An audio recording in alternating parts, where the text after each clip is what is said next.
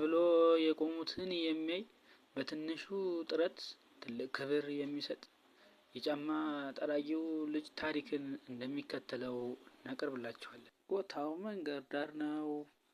ሰለሞን በስራው ተጠምዶ ጫማ እየወለወለ ነው።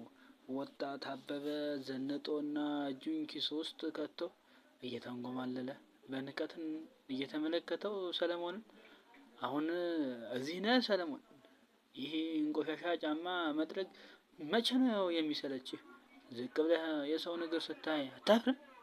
ሰለሞንም ፈገግ ብሎ አይ አበበ፣ እኔ የማፍረው ስራ ፈትቼ እጄን ለምጽዋት ስዘረጋ ነው።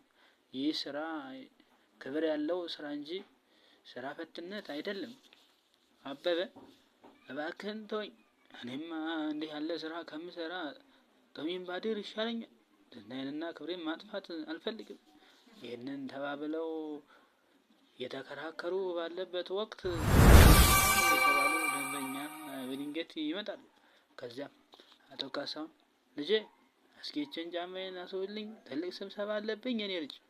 ሰለሞንም ከመቀመጫው ብሎ በደስታ ጌታዬ ቁጭ በሉ። ሰለሞንም በከፍተኛ ጥራትና ትጋት ጫማውን መጥረግ ይጀምራል። አበበም ቆሞ በንቀት ይታዘበው ነበር። አቶ ካሳሁን ወደ አበበ ዞር ብለው አንተስ ልጄ ስራህ ምንድነው? አበበም ተኮፍሶ እኔ ትልቅ ስራ ነው የሚፈልገው፣ እንደዚህ አይነት ተራ ነገር ውስጥ አልገባም አለ። አቶ ካሳሁን በጋዜጣቸው እየጠቆሙ ልጄ ሆይ ተራ ስራ የለም ተራ አለባበስ እንጂ። ይህ ልጅ ዛሬ ጫማዬን ስላስዋበልኝ እኔ በልበ ሙሉነት ስብሰባዬን እመራለሁ ብለው እንዳሉ ሰለሞን ስራውን ያጠናቅቃል።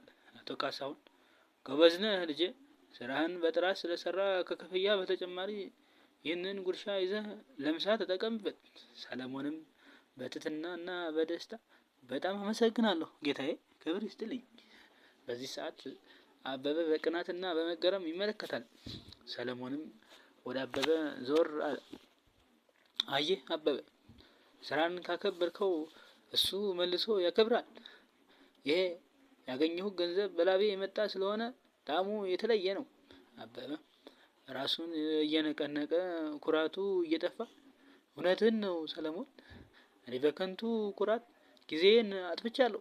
ከዛሬ ጀምሮ የትኛውንም ስራ አልንቅም። ከዛሬ ጀምሮ ከእንግዲህ አብሬ ለመስራት ቃል እገባለሁ። ከዚያም በኋላ ሁለቱም እጅ ለእጅ ተያይዘው ወደ ስራ ሲመለሱ ያሳይና ይጠናቀቃል። ክፍል 2 የሚቀጥል ይሆናል።